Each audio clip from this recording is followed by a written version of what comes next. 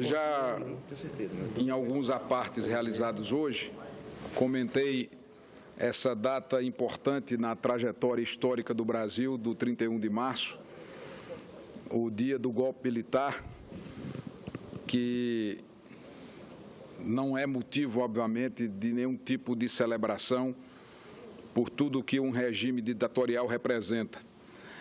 Mas no ensejo da data e diante da crise relevante que o Brasil vive, eu acredito que cabe, nesse momento, em nome da liderança do PSDB, uma retrospectiva sintética dessa trajetória recente do nosso país, onde alguns marcos históricos foram importantes e que precisam ser lembrados como conquistas não deste ou daquele governo, mas como vitória da nação e do povo brasileiro. A começar pela própria redemocratização do Brasil. E durante o período da ditadura militar, se dizia muito que o Brasil iria crescer, se desenvolver num ambiente democrático. E o povo brasileiro acreditou nessa assertiva, confiou nesta perspectiva de desenvolvimento e de bem-estar social no ambiente da democracia. E com a nossa luta, com a luta de muitos, com o sangue, a própria vida de outros tantos, o Brasil conquistou com o seu povo a democracia. Conquistada a democracia, de imediato a sensação de bem-estar e de melhoria da qualidade de vida não chegou como era dito. E passou a ser dito ao povo brasileiro que não bastava apenas a democracia, mas era preciso também a estabilidade econômica, porque só num ambiente de estabilidade econômica poderia ser possível os avanços sociais. E àquela altura, os mais jovens seguramente não viveram essa dramática realidade da hiperinflação. O trabalhador brasileiro recebia, com a realidade cotidiana da hiperinflação, a maior punição que se pode ter, que é a depreciação dia após dia do seu salário. E é quando o Brasil vive, então, um momento muito significativo da sua trajetória histórica, com o Plano Real, a queda do presidente Collor, a assunção do presidente Itamar Franco, que, ao lado do presidente Fernando Henrique Cardoso, foram responsáveis pela estabilidade da economia brasileira, alicerce, base, fundamento decisivo para que conquistas outras pudessem ser viabilizadas. A rigor, o governo do presidente Fernando Henrique Cardoso, numa linguagem muito popular, limpou o cadastro do Brasil. O cadastro do Brasil estava sujo, como podíamos dizer, no Serasa, no SPC, não tinha crédito para nada, nem aqui, nem no exterior.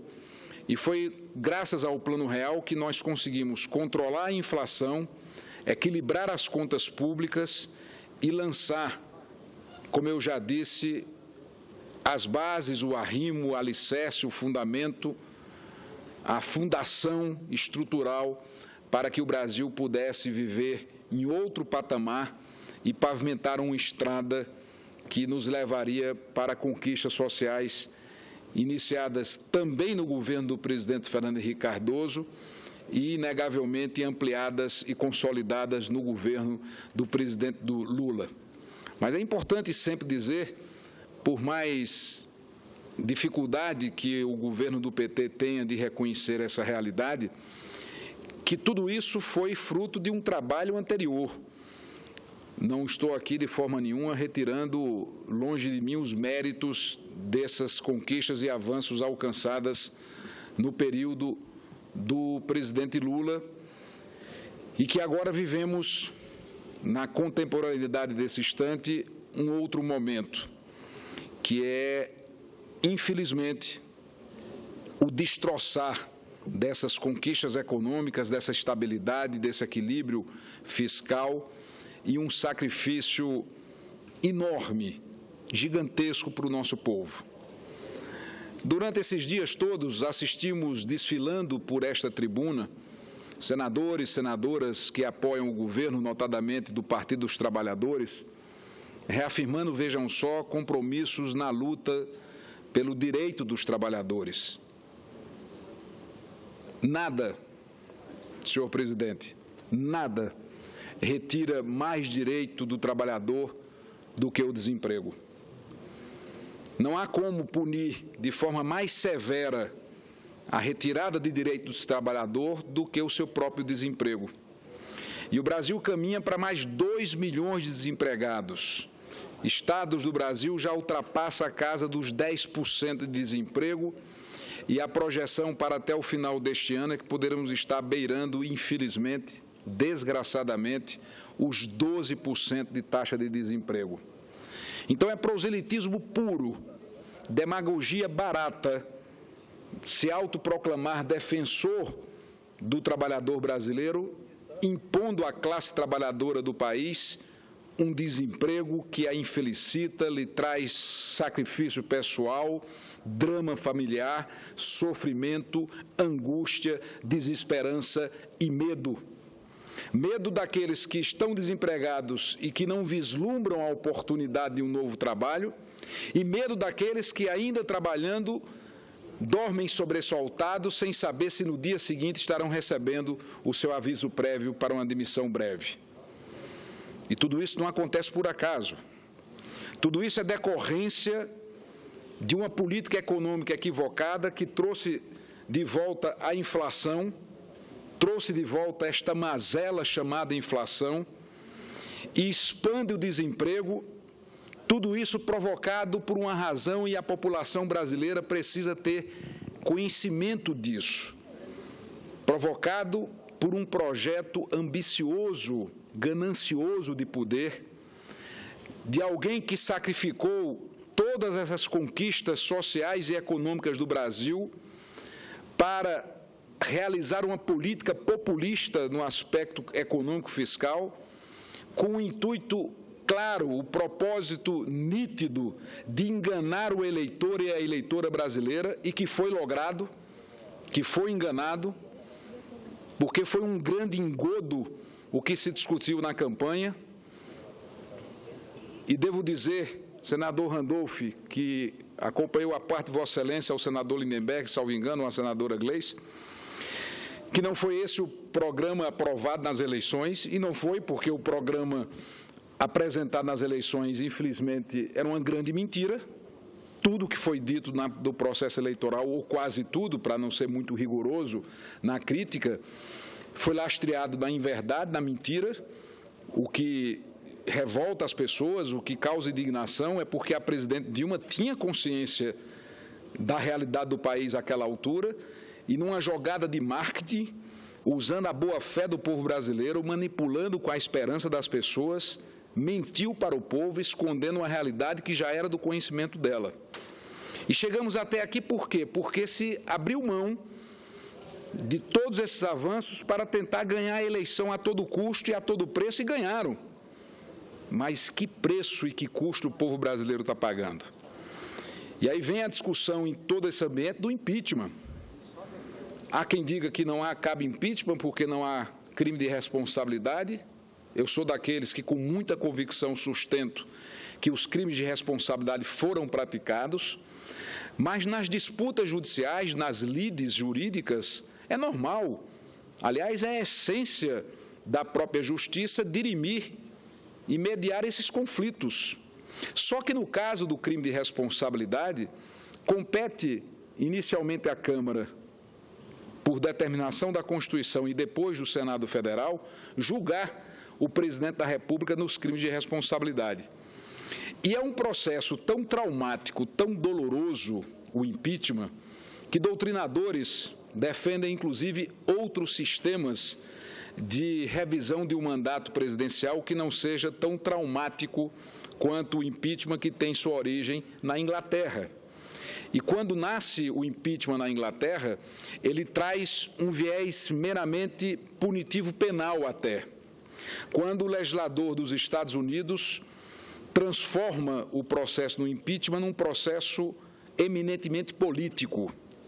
E o Constituinte de 88, entendendo a complexidade, a gravidade e o trauma que representa para o país um processo de impeachment, com muita sabedoria estabeleceu que o Senado Federal julga o processo, mas sob a presidência do presidente do Supremo Tribunal Federal. É a única oportunidade, é o único instante em que dois poderes se congregam, transformam-se quase em um só, porque o preceito constitucional é da independência e da harmonia dos poderes, mas só e somente só nos casos de julgamento do impeachment que o poder legislativo se irmana, se integra, faz uma simbiose com o poder judiciário para o julgamento de um processo que é reconhecidamente doloroso, traumático e sofrido para a nação. O sofrimento tem aumentado porque, diferentemente do presidente Collor, que soube enfrentar o seu processo de impeachment com resignação, e devo reconhecer, com todas as divergências que tenho com o ex-presidente Collor, a sua postura respeitosa, democrática, republicana, de aceitar a regra do jogo.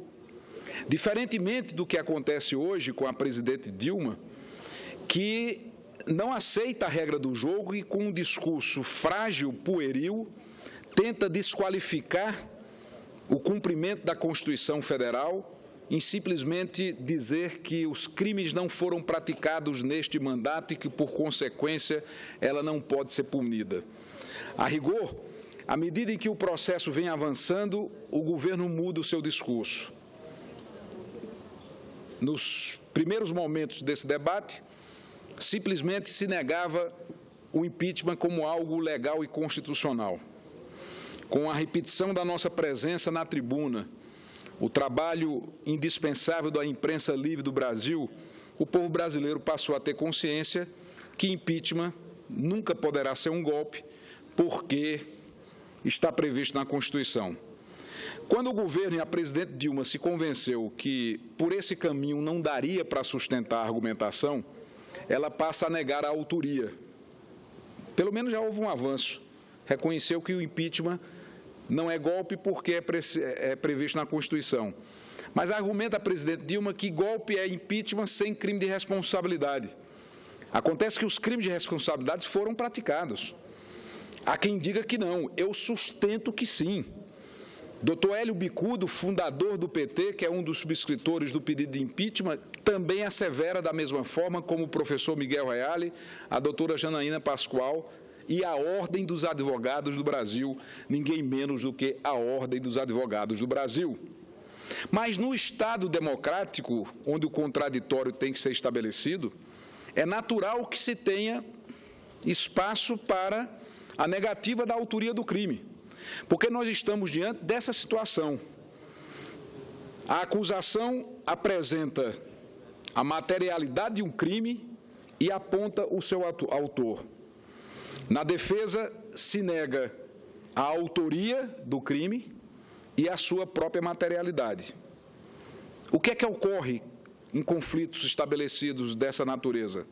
Vem o Poder Judiciário para julgar. E na espécie, no caso, o Poder Judiciário é o Congresso Nacional, por determinação da Constituição. É a Constituição que determina que a Presidente da República seja julgada nos crimes de responsabilidade, inicialmente em juízo de admissibilidade pela Câmara e, na sequência, admitido o processo no mérito pelo Senado. Nada além do que está previsto na Constituição. E, ao longo do julgamento, teremos a oportunidade de esclarecer se o crime foi praticado ou não pela presidente Dilma Rousseff. É isso que está sendo discutido no Brasil. Não havendo propostas para a economia, não tendo respostas para as acusações éticas, não tendo projetos para o governo, não tendo programas para o país, a presidente da República se aquartela no Palácio do Planalto, impedida que está de ir às ruas do Brasil, porque ela não consegue mais circular nas ruas do país, não apenas pela falta de popularidade, muito menos pela falta de credibilidade, algo muito mais grave além, pela falta de respeito, porque o povo brasileiro não respeita mais, em sua esmagadora maioria, a presidente Dilma como mandatária desse país.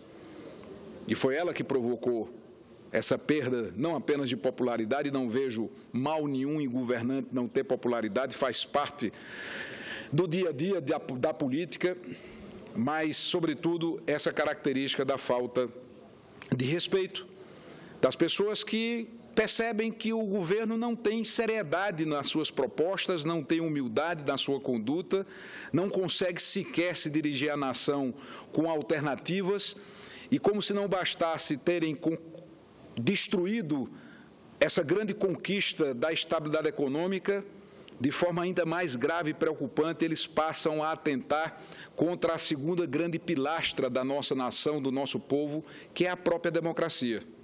O Brasil, desses últimos 50 anos pós-golpe militar, se edificou, erigiu-se, cresceu, a partir dessas duas grandes pilastras: a estabilidade da democracia conquistada pelo nosso povo e a estabilidade econômica. A estabilidade econômica o PT conseguiu destruir, com o sacrifício, com a dor, com a desesperança, com o desalento, com o desencanto do povo brasileiro, com a volta da inflação, com o desemprego campeando, empresas fechando, comércios cerrando suas portas, desesperança, desilusão mesmo do povo, desânimo da nossa gente. Então o PT conseguiu a façanha com o governo da presidente Dilma de destruir esta pilastra da base sólida da nossa economia e, não satisfeito, tenta agora desestabilizar, numa postura de confronto, a nossa própria democracia. Porque quem tem espírito democrático de verdade se submete às decisões emanadas das instituições. Quem tem compromisso republicano, quem de verdade tem crença democrática e acredita nos valores do Estado de Direito Democrático, que passou a ser um bordão na boca da presidente e dos seus auxiliares, não atenta contra o judiciário, não obstrui o trabalho da Justiça, não desqualifica instituições como o Ministério Público Federal e a própria Polícia Federal, mesmo que se sentindo vítima de uma decisão equivocada, se submeta a ela nas instâncias de recursos para que se possa apresentar recursos, de forma tal que, quando a presidente transforma o Palácio do Planalto, sede do Poder Executivo Nacional, num palanque, atraindo para dentro do palanque público do Palácio, simpatizantes vestidos de vermelho, com gritos de guerra, sempre em afronta ao povo livre e independente do Brasil, a presidente Dilma, como se não bastasse ter atentado contra a economia do Brasil, passa a atentar contra a nossa democracia. Comportamento muito diverso, muito diferente do que aconteceu com Getúlio Vargas. Getúlio Vargas, em dado momento, renunciou a um mandato presidencial para tirar o Brasil da crise. Em um segundo momento, ainda mais dramático, renunciou à própria vida para abreviar uma crise nacional. Outros gestos de renúncia foram verificados ao longo da história do Brasil para amenizar, abreviar a crise. E nós não encontramos, infelizmente, na presidente Dilma Rousseff, gestos de um estadista que pudesse entender que nunca, em tempo algum, o seu mandato será maior do que o Brasil, que nunca, em tempo algum, em hora nenhuma, a duração de um mandato pode ser maior do que o sofrimento do povo brasileiro. E faltou grandeza, falta percepção política. E o governo trabalha para conflagrar as pessoas nas ruas. A presidente da República usa o Palácio do Planalto para intimidar o povo brasileiro. Panfletos estão sendo distribuídos, ameaçando com o terrorismo mais deplorável o povo humilde, dizendo que como se o Bolsa Família não fosse mais um patrimônio do Estado e do povo brasileiro. Não há governo mais capaz de acabar com o Bolsa Família. Poderemos ter programas que abram portas de saída para esses programas sociais, mas acabar com o Bolsa Família, ninguém vai acabar. E é digno de registro de pura indignação quem tem a capacidade de manipular os mais humildes, os mais pobres, com terrorismo, dizendo, se isso acontecer, você vai perder sua Bolsa Família. Durante a campanha eleitoral, o Brasil inteiro viu isso, sobretudo o Norte e o Nordeste, carro de som, como aconteceu na manifestação recente, salvo engano foi no dia 18 que eles fizeram manifestações, na Paraíba aconteceu isso, em João Pessoa, carro de som dizendo, se você não for para a manifestação, vai acabar com o Bolsa Família, vai acabar com Pronatec, com Minha Casa Minha Vida. Hoje, na rodoviária aqui em Brasília, não muito distante, a senadora Ana Amélia, que pede uma parte, e terei prazer, já expõe, vou pedir que a Câmara da TV Senado possa focalizar, o panfleto está aqui na mão da senadora Ana Amélia, dizendo que se Michel Temer, é esse o teor do panfleto, está ali, o velho discurso do golpe, e no texto do panfleto, apresentado pela senadora Ana Amélia, e eu vou considerar a parte para que a senadora possa trazer os detalhes do panfleto, o mais baixo, vil e deplorável terrorismo com os mais humildes, ameaçando-os com o fim da Bolsa Família. A manipulação da pobreza, o velho estilo de manipular os mais pobres, os mais humildes, para construir projetos de poder. A prática dos velhos coronéis do Nordeste. Sim, era assim que os velhos coronéis do Nordeste conseguiam se perpetuar no poder, ameaçando os mais pobres, aterrorizando os mais humildes. E interessava aos poderosos da época manter essas pessoas na pobreza para controlá-las eleitoralmente. E, infelizmente, é o que o PT faz nesse instante, mantém essas pessoas sob o jugo do Estado, sob o controle do Estado, ameaçadas permanentemente, aterrorizadas a cada instante, para dizer, ou vota comigo ou você vai perder seu benefício social. Covardia pura, desumanidade, terrorismo na acepção mais clara da palavra. Então, eu concedo com muita alegria a parte à senadora Ana Amélia e, na sequência, também ouvirei o senador José Medeiros. Senador Cássio Cunha Lima, aqui está escrito nesse panfleto distribuído ontem e hoje mudaram um pouco as cores e a terminologia usada, dada a gravidade do que escreveram. Está escrito aqui com todas as letras, vão acabar com o 13º salário, pagamento de horas extras, multas por demissão e FGTS. Eu vou ler só este aqui porque ignoram essas pessoas, e eu acho que é necessário que as autoridades tomem providências em relação a isto, tanto quanto fez a Polícia Federal em relação a identificar quem ameaçou a família do ministro Teori Zavascki, porque em Estado democrático de direito tem que ser assim. Isso aqui é uma atitude absolutamente irresponsável, eu diria até criminosa. Criminosa com a boa-fé da população. Criminosa com a boa-fé da população. São cláusulas pétreas, não tem como mexer nisso, senador Cássio Cunha Lima. E, de novo, é a mesma mentira que foi feita em 2014. Então, joguem o jogo limpo, não este jogo rasteiro. Isso aqui é tentar enganar a população. Aqui também, vem aqui dizendo, vai continuar, veja, olha o que diz, vai continuar o sistema político que alimenta a corrupção no país. Mas que ironia, senador. Alimenta a corrupção. O que quebrou a Petrobras? Não foi uma corrupção avassaladora, consumindo o orgulho nacional. Hoje a Petrobras amarga uma posição vergonhosa no ranking entre as petroleiras do mundo. E o preço do nosso combustível aqui, a qualidade do nosso combustível, qual é? Qual é o respeito ao trabalhador e à população? Em relação às estatais, os fundos de pensão. Hoje veio uma prova do déficit dos fundos de pensão das empresas estatais, senador Cássio Cunha Lima. E falam aqui nesse panfleto mentiroso, irresponsável e criminoso. Isso é crime. Levar o medo, a intimidação à população.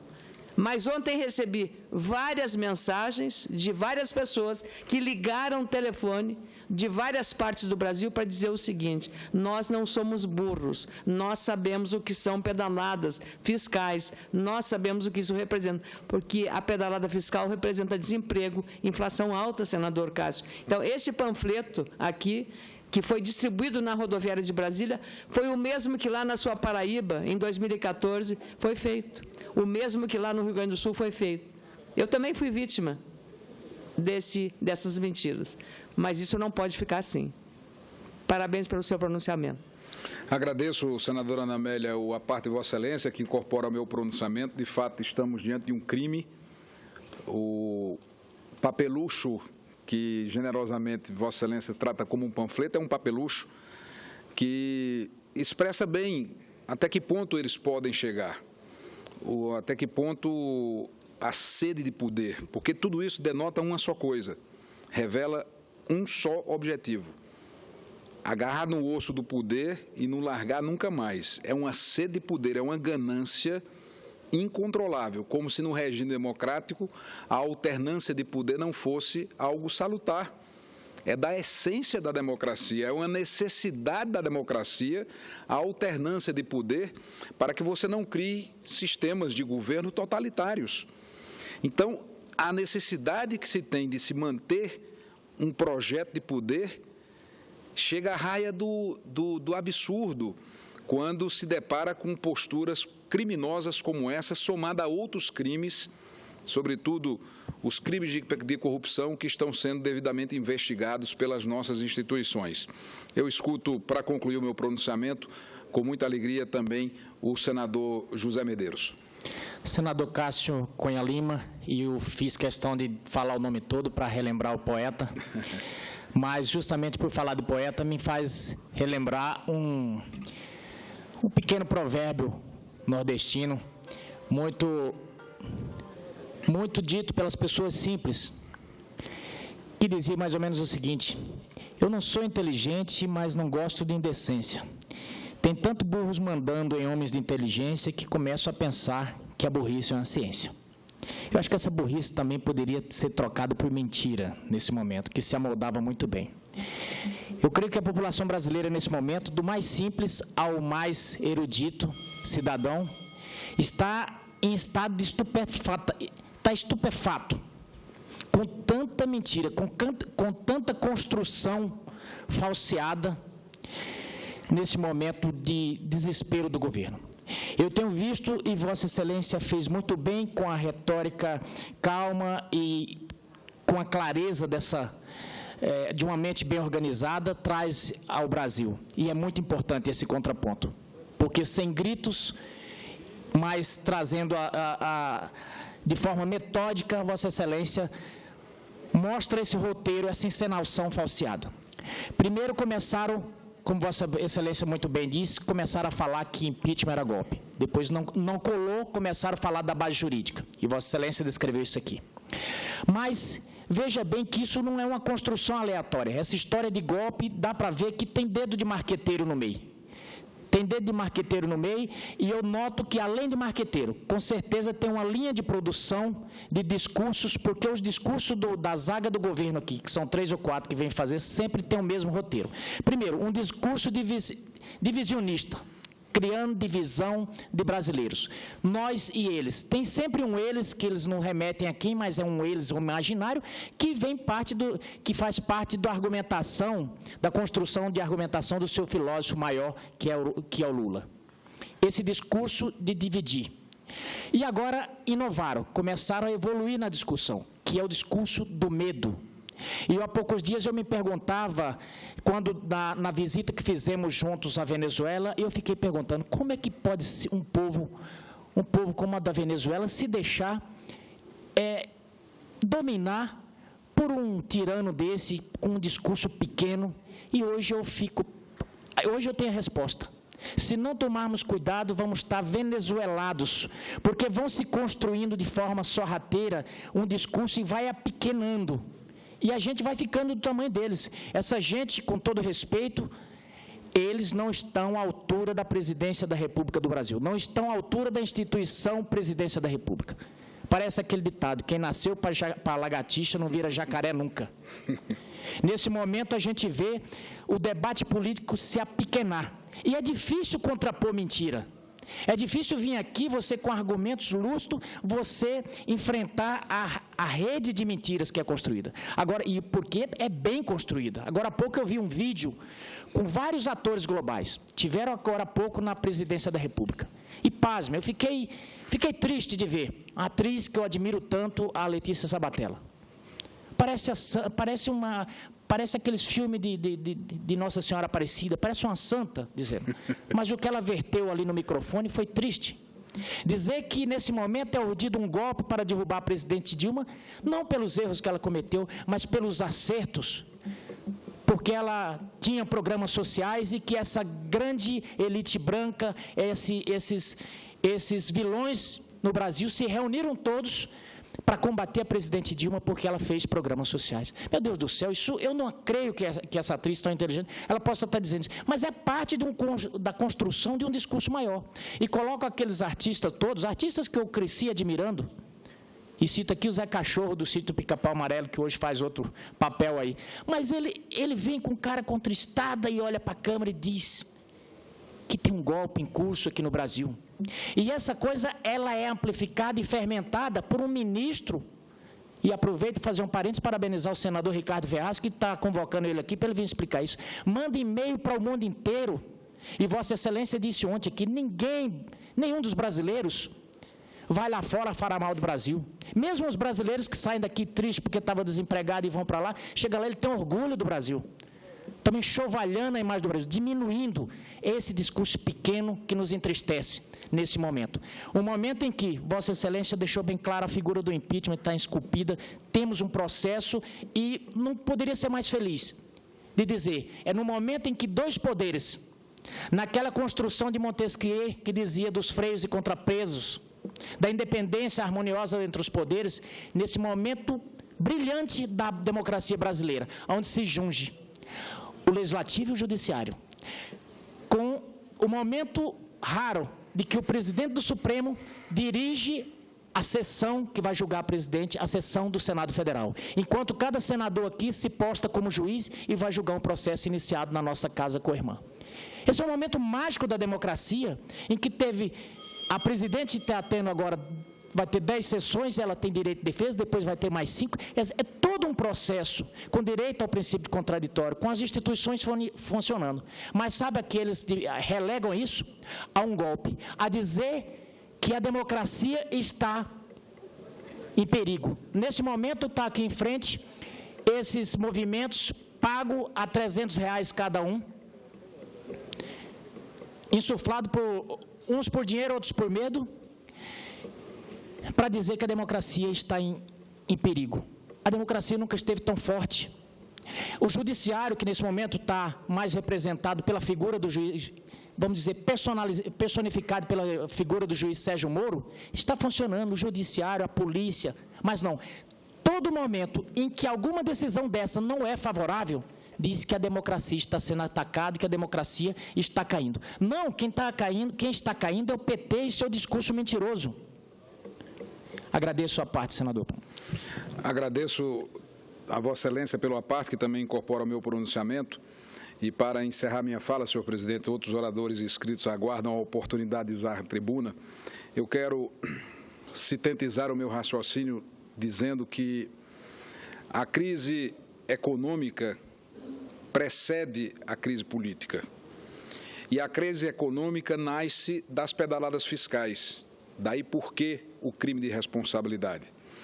As pedaladas fiscais e os decretos de suplementação do orçamento sem autorização legislativa levaram o país a um desequilíbrio fiscal sem precedentes, gastando o que não se tinha, gastando o que não se podia para manter, por exemplo, os financiamentos generosos para os amigos do poder através do BNDES, onde mais de 500 bilhões de reais foram torrados de forma, inclusive, duvidosa e polêmica para os escolhidos do poder nos financiamentos do BNDES, ou mesmo os 120 bilhões de reais torrados nas operações equivocadas de swaps, onde o Banco Central, de forma equivocada, torrou 3, 4 vezes o dinheiro do Bolsa Família, porque o governo faz esse discurso também mentiroso, é um engodo, é uma mentira dizer que as pedaladas foram feitas para pagar o Bolsa Família, o Minha Casa Minha Vida e outros programas, de forma clara, direta e dura. É mais uma mentira da presidente Dilma, que mentiu tanto para o povo brasileiro na campanha e não se cansa de mentir. Porque as pedaladas foram usadas muito mais para financiar o BNDES, em dar crédito subsidiado aos escolhidos do poder, em manter o desequilíbrio da política equivocada dos swaps, porque só na venda antecipada de dólar futuro, que em linguagem mais simples é o que significa essas operações de swap, o governo ano passado gastou 120 bilhões de reais, o equivalente à despesa 3, 4 vezes do Bolsa Família de um ano. Então vamos deixar de brincar com a boa-fé do povo brasileiro. Vamos tratar pelo menos as coisas com verdade, dizer que as pedaladas foram feitas para maquiar uma realidade fiscal, para enganar a população e para manter políticas equivocadas como as dos swaps cambiais, os financiamentos subsidiados do BNDES e acabar com essa história de que foi feito para defender pobre, porque quem defende pobre não rouba o pobre. Quem defende o pobre não rouba o povo pobre. E é isso que nós temos que enfrentar definitivamente. Combater esse terrorismo, combater essa crise econômica que foi provocada a partir da prática das pedaladas fiscais e encontrar o quanto antes uma saída para a crise do Brasil. Nunca fui defensor de que a melhor saída fosse o impeachment. Sempre defendi que, numa democracia doente, o melhor remédio é o voto. Sempre advoguei a tese que a melhor saída para a crise seria a realização de novas eleições. Mas nada pior do que a permanência da presidente Dilma no poder, e o que está mais próximo dentro da Constituição e da legalidade é o impeachment. Por isso que estamos apoiando o impeachment. E vamos lutar por ele, para que possamos, com brasilidade e muita responsabilidade, apontar caminhos que tiram o país desse desgoverno e dessa crise que empurra o nosso país para um abismo sem precedentes na nossa história. Era isso que eu tinha a dizer, senhor presidente, fazendo mais essa reflexão da trajetória histórica do Brasil, o PT que destruiu a grande conquista da estabilidade econômica, que não tente agora destruir a outra grande conquista que foi a democracia brasileira. Muito obrigado.